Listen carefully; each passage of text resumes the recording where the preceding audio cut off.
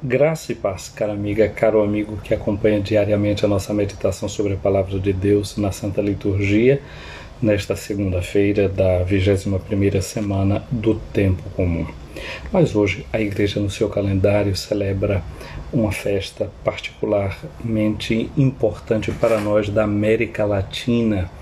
Hoje se celebra uma das padroeiras da América Latina. E é interessante notar que a primeira santa latino-americana é justamente uma santa, não é? É uma mulher, a primeira que é reconhecida a santidade desse novo mundo, não é? Descoberto, encontrado por esses europeus que, ou se alguns como preferem, né, falam também de invasão, né, essa chegada desses europeus e sobretudo ali no Peru, como foram grandes as dificuldades, as formas também de desrespeito e tanta violência que foram perpetradas por ali.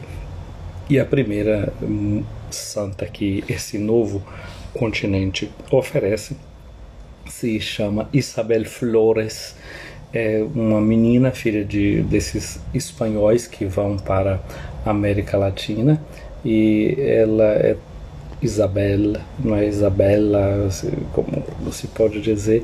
Ela era realmente tão bela que uma das pessoas que trabalhava na casa, vendo tão bela como era, lhe chamava de Rosa, porque parecia realmente como uma rosa, as bochechas rosadas, então passa a chamá-la de Rosa, e assim fica conhecida. Ela nasce em 1586 e morre em 1617, 31 anos. Com 20 anos de idade, Isabel então toma o hábito terciário das dominicanas, se inspira na vida de Santa Catarina de Sena. Então a família era uma família que tinha certos recursos, mas depois cai em desgraça, em dificuldades financeiras, e ela não dá para trás, não, arregaça as mangas e ajuda a família como pode em todos os seus trabalhos. E Isabel Rosa, ela faz um pequeno quartinho no jardim da casa da família, um quarto de 2 por 2, me parece que são essas as medidas, e vive ali como uma espécie de uma cela. Ela então se consagra a sua virgindade a Deus, quer viver como uma pessoa consagrada, não pensa em ir para mosteiros, para conventos, mas como Santa Catarina de Sena, ela quer viver no coração da sua família a sua virgindade consagrada. Dedicava muitas horas às orações. Eu já ouvi até dizer, se eu não li, mas escutei de pregadores, né? Mas creio que a pessoa fazia uma certa pesquisa para poder dizer aquilo. Diz que em certos momentos ela, para se manter fiel até a própria oração, disse que pegava o cabelo, amarrava uma corda e botava no teto para poder ter a cabeça levantada e se dedicar às orações. Mas o certo é que ela unia a sua vida de oração, tinha dons místicos, inclusive ela une a toda a sua vida de oração uma vida de serviço aos mais pobres, uma vida de serviço aos mais necessitados, aqueles pobres que seguramente ali são sobretudo, são esses migrantes que chegam, mas sobretudo os índios, não é, por ali. Muitas vezes ela, contra até a vontade da mãe, ela insistia, trazia ali para dentro doentes, pagava remédios para os doentes com o seu próprio dinheiro, se dedicava a eles. É interessante porque o fundador dos dominicanos, né, ela é uma terciária dominicana, o fundador dos dominicanos São Domingo de Gusmão, eles são os dominicanos que divulgam sobretudo a oração do terço, né, a oração do rosário, é uma oração que é muito divulgada a partir dos dominicanos. E São Domingo de Gusmão tinha como como uma regra muito forte também essa da oração, sobretudo para os seus frades, né? É chamada Ordem dos Pregadores. Então, o fundamental deles era viver uma vida simples, uma vida pobre e pregar o Evangelho, sobretudo com esse testemunho de vida que eles davam. E o lema dele era contemplar e doar, dar, entregar aos outros aquilo que você contempla. Contemplare et contemplata tradere. Dessa palavra tradere, a gente tem, por exemplo, a palavra tradição, ou seja, transmissão, entrega. O Papa São João Paulo II, o primeiro documento dele sobre a catequese na igreja, chama-se justamente assim, catequese tradende, não é? Aquela catequese que deve ser entregue. E pensando em Santo Domingo de Gusmão, e pensando nessa transmissão que se deve fazer da fé, veja o que é que ele colocava em primeiro lugar: contemplare, ou seja, contemplar, ter uma vida de intimidade com Deus, buscar conhecer Jesus, conhecer Deus, o coração de Deus através das Escrituras, para poder transmitir aquilo que você conhece aos seus. Estou dizendo isso justamente porque ontem nós vivemos o domingo de oração pelas catequistas e pelos catequistas dentro do mês vocacional. De algum modo a gente vai prolongando esse nosso olhar sobre esse mistério da transmissão da fé. Essa semana vai ser uma semana muito bonita, não é, de santas e santos. Amanhã vamos celebrar São Bartolomeu. O fim da semana vamos ter a lembrança de Santo Agostinho e Santa Mônica, né, que também se entrega tanto por esse filho, reza muito por esse filho, pela sua conversão. Então essa questão da transmissão da fé, que é um ponto forte dentro da nossa vida, mas uma transmissão de fé que não deve ser pura teoria, mas resultado daquilo que a gente contempla, que a gente vive na nossa intimidade com o Senhor, e disso a gente dá testemunho, e isso a gente pode oferecer para os outros. E em Rosa de Lima, isso era transmitido não apenas fazendo pregação para os outros, mas sobretudo numa coisa chamada cuidado. A entrega missionária era através da caridade concreta, vivida em favor das suas irmãs e dos seus irmãos. Então começamos a nossa semana tendo diante dos nossos olhos esse modelo que floriu, não é, Santa Rosa, essa flor que nasce, não é, da América Latina para toda a igreja. E aí a gente lembra, não é, São Francisco de Sales com aquela sua famosa frase: florescer onde Deus te plantar. Pois Santa Rosa foi viver ali naquele pequeno quartinho, naquele pequeno cubículo de 2 por 2, no jardim da sua casa, e ali viveu intensamente a sua fé. Então não existem limites, não é, quando a gente tem sonhos grandes no coração da gente. Se a gente pensa, por exemplo, pensando no mundo moderno, passando por uma outra temática que não tem nada a ver, os muitos anos, por exemplo, é que Nelson Mandela levou preso ali numa cela, e o sonho dele não ficou enjaulado naquelas 4 paredes. Continuou sendo uma pessoa sonhando grande, porque o sonho estava livre. Aquilo que o apóstolo Paulo diz, né, que a palavra de Deus não está algemada. O sonho de Deus não fica preso. Quando a gente entrega a Ele o coração, não existem limites, e a gente não precisa ter grandes posses, grandes possibilidades assim materiais para poder viver a intensidade, não é, daquilo que Deus nos convida a viver. Então, às vezes a gente fica botando muita desculpa, não é, para realizar certas coisas. É porque eu não tenho isso, porque eu não tenho aquilo. A gente fica olhando muito mais para aquilo que a gente presume que nos falta, sem olhar para as possibilidades que a gente tem. Ficamos passando toda a nossa vida dando desculpa, não nos concentrando sobre aqueles que possam ser objetivos que nós possamos de verdade alcançar. Então, que esse perfume que exala da vida de Santa Rosa de Lima hoje chegue, não é, ao nosso coração, nós possamos respirar esse mesmo perfume de santidade de sua vida. O Evangelho que a liturgia prevê para essa festa de hoje é um evangelho já conhecido nosso, no capítulo 13 do Evangelho de Mateus, no versículo 44 a 46. Nós já sabemos que esse capítulo 13 é composto por aquilo que nós chamamos do quarto discurso contido no Evangelho de Mateus, o chamado discurso das parábolas. Não é? Mostra Jesus como esse mestre que usa de diversas parábolas para aproximar o povo dessa realidade do reino de Deus. E aí nós já sabemos duas coisas, não é? Ajudados por um escritor muito antigo chamado Orígenes, que vem do norte da África, que ele dizia que Jesus, ele mesmo é o reino de Deus. O reino de Deus é Jesus. E nós sabemos que Jesus, sendo o reino de Deus, o que é que ele fez? Ele fez de mim e de você, como diz o livro do Apocalipse, ele fez de nós, para Deus, o seu Pai, um reino. Portanto, nós somos esse reino de Deus. Você lembra que eu fiz até um Reels falando sobre isso, né?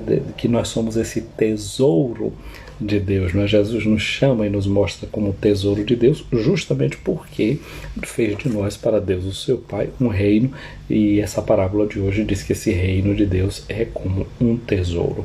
Então aqui nos diz Jesus nessa parábola de hoje, o reino dos céus é como um tesouro escondido no campo.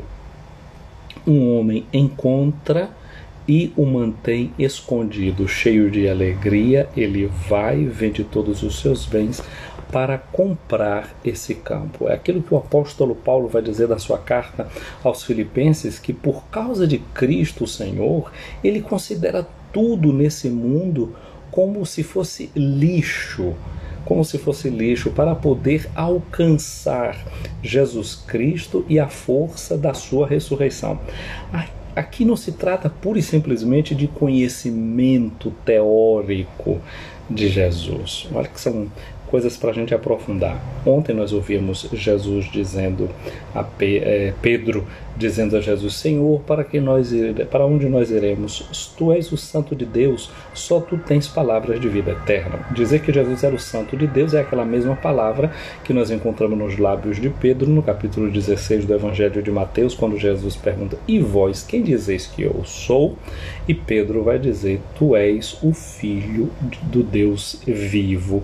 E Jesus diz: olha, não há carne, não sangue foi que te revelaram isso, mas o meu Pai que está nos céus. Ser o Santo de Deus era uma coisa que Pedro dizia sobre inspiração do Espírito Santo. Mas você lembra que uma vez também Jesus, quando chegou numa determinada sinagoga, os demônios começaram a gritar e a dizer para Jesus: o que é que tu vieste fazer aqui, Jesus Nazareno? Tu vieste aqui para nos destruir? Sabemos quem tu és, o Santo de Deus. Portanto, o mesmo conhecimento sobre os lábios de Pedro, o mesmo conhecimento na boca de uma pessoa endemoniada ou nos lábios do demônio, são coisas completamente diferentes. Mas dizem também para a gente uma coisa, que o conhecimento não é tudo, conhecer não é tudo. Até porque Pedro, embora ele também conhecesse quem era Jesus e desse aquela resposta acertada de quem era Jesus, o que foi que aconteceu? Quando Jesus começou a falar da sua paixão, ele disse: Senhor, que não te aconteça isso jamais. Ou depois, na prática, a gente vê como esse próprio Pedro foi capaz de negar Jesus por 3 vezes. Ele, que parecia, não é, aquela pessoa cheia de coragem, robusto, ele disse para os discípulos: vamos com o Senhor, se for possível, Senhor, a gente morre contigo.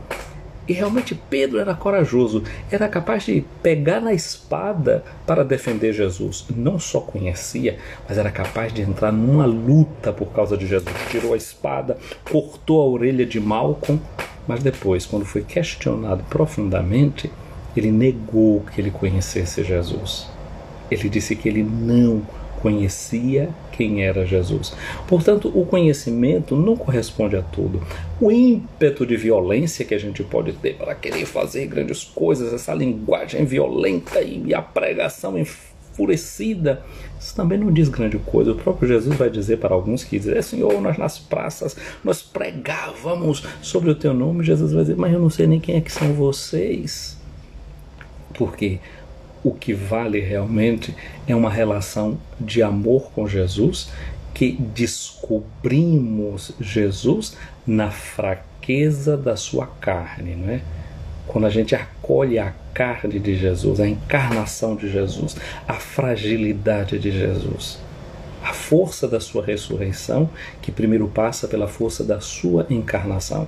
Descobrir esse tesouro que está ali, escondido, essa divindade de Jesus que está escondida. Um tesouro, como diz o apóstolo Paulo, que é levado na fragilidade de um vaso de barro. Esse vaso de barro aqui, por exemplo, é Santa Rosa de Lima, frágil no seu corpo, era doentinha, pobrezinha. A mãe insistia para muitas vezes ela não ficar cuidando dos doentes, porque dizia: minha filha, você é que está precisando de ser cuidada, se cura primeiro, depois vai cuidar dos outros. Mas ela não conseguia pensar dessa forma, ela queria se entregar, queria fazer mais. Não é se alguém dissesse a irmã Dulce aí na nossa Bahia que ela cuidasse primeiro do seu pulmão, que depois ela fosse cuidar dos outros, ela não ia levar isso em consideração e não levava isso em consideração. Ela só se entregou no fim de tudo. Mesmo que ela tivesse que passar a noite sentada na sua poltrona, assim ela o fazia, para poder servir, para poder cuidar dos outros. Ou uma Madre Teresa de Calcutá, na fragilidade daquele corpo, havia uma força muito grande que não vinha dela, mas vinha desse tesouro que ela tinha descoberto, essa energia que estava dentro dela, essa força de Deus que estava dentro dela, essa força que sustenta os pequenos e os pobres, que descobrem o reino de Deus, e por causa dessa força de Deus neles, eles sabem que não é eles que estão fazendo aquilo, como Jesus disse para Pedro: não é nem a carne nem o sangue quem está te dizendo isso. Assim como não é nem a carne nem o sangue que faz com que os santos e as santas de Deus operem, seja o conhecimento, a inspiração do saber, seja a inspiração do fazer. Quando a gente o faz por Deus, em Deus e com Deus, isso não vem da gente, nem da carne nem do sangue. É Deus mesmo operando, agindo em cada uma e em cada um de nós. O passo seguinte, o versículo seguinte, aqui nos diz Jesus: o reino dos céus é como um comprador que procura pérolas preciosas, e quando ele encontra uma pérola de grande valor, vende todos os seus bens para adquirir aquela pérola. Pois bem, minha amiga, meu amigo, nós estamos assim diante de Deus hoje, querendo deixar tudo aquilo que a gente possa pensar que são lucros da nossa vida para descobri-lo como o nosso verdadeiro tesouro. Que Santa Rosa de Lima nos inspire, que ela nos ajude com o seu jeito de ser e, sobretudo, com a sua intercessão, para que aquele tesouro que um dia ela encontrou, eu e você possamos encontrar também. Peçamos a Deus que, pela intercessão de Santa Rosa de Lima, nos dê a sua graça e a sua bênção. Ó Deus, que inspiraste Santa Rosa de Lima, inflamada de amor, a deixar o mundo e a servir os pobres e a viver em austera penitência, concedei-nos por sua intercessão seguir na terra os vossos caminhos e gozar no céu as vossas delícias. Por Cristo Senhor nosso. Amém. O Senhor esteja acima de ti para te proteger, o Senhor esteja à tua frente para te guiar, o Senhor esteja atrás de ti para te defender, ao teu lado para te acompanhar, dentro de ti para te abençoar. Que a benção de Deus Todo-Poderoso, Pai, Filho e Espírito Santo desça sobre ti, minha amiga, meu amigo, e permaneça para sempre. Amém. Um abraço grande a você que está aqui com a gente, acompanhando essa nossa transmissão: a Fernanda Mendes, a Sheila Lessa, a Genilza Lisboa, a Dayara Souza, Jaci Félix, a Rose Santos, Leo Passos, Josimário Marques, Vani Brito, a Dilma Aparecida, Deus te abençoe, meu Padre Edson Nascimento, a Diana Moura, aqui também a Neuza Andrade, a Sheila que fala que Santa Catarina tem uma vida linda, realmente é uma grande mulher, não é? Desse período medieval, uma mulher que vale a pena ser conhecida, não é? Analfabeta, e entrava em diálogo com o mundo à sua volta, seja com os príncipes, seja com os líderes da igreja, inclusive, né, chamando muita atenção do Papa da época, não é? Para fazê-lo voltar à sua sede aqui de Roma, que no momento ele se encontrava fora, não é, por razões históricas e políticas. A Jessi Brito, um abraço para você, para Lilia Davi Luna, Leudes Martins, para Everilda Menezes, Padre Juarez, Anaíra Pimenta, Adriana, um abraço para você, Reis AM, Maurício Pintor, João Rosário, Mônica, um abraço para você, muita paz, e rezemos, né, pela sua tia Maria José, um abraço para Celina Novaes, para Maria Eureni, para Alessandra Ribeiro aqui, Ale. Então, um abraço para cada um de vocês, para Jailma Reis, para o Padre Josafá Souza Cruz. Não sei se o Padre Josa está agora aí em São Paulo, é no Paraná, mas onde quer que esteja, chegue o nosso abraço para ti. Para a Regina Pereira, Deus te abençoe. A Celina Novaes pede oração pelo Padre Israel Fernando, né? Que Deus abençoe o caminho do Padre Israel. Para a Cia Sérgio, nosso abraço. Para Mi Pereira, Sônia Mello, um abraço para ti. Um abraço também aqui para Odalé, chegando também aqui nessa nossa transmissão. Então, gente querida, nós já pedimos essa intercessão de Santa Rosa de Lima por cada um e por cada um de nós.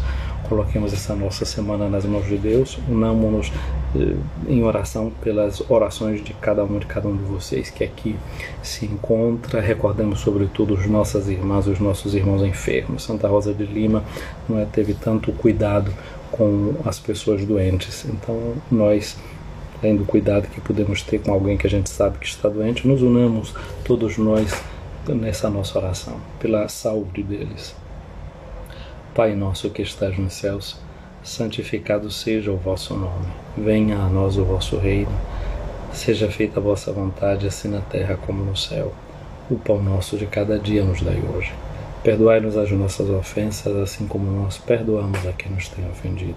Não nos deixeis cair em tentação, mas livrai-nos do mal. Amém. Saúdo também aqui a Wilma Costa, chegando aqui, né, no finalzinho, a Cláudia Araújo, um abraço para você, Geralda Lima.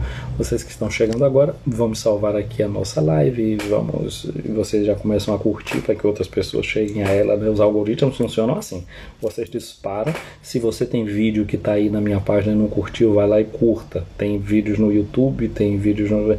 Curtam, porque vocês estão dando, é como empurrar o carro que está precisando pegar no tombo. Então, uma boa semana para cada uma e cada um de nós. Fiquem com Deus, que Santa Rosa de Lima nos inspire. E amanhã a gente vai se encontrar com São Bartolomeu. Fiquem com Deus.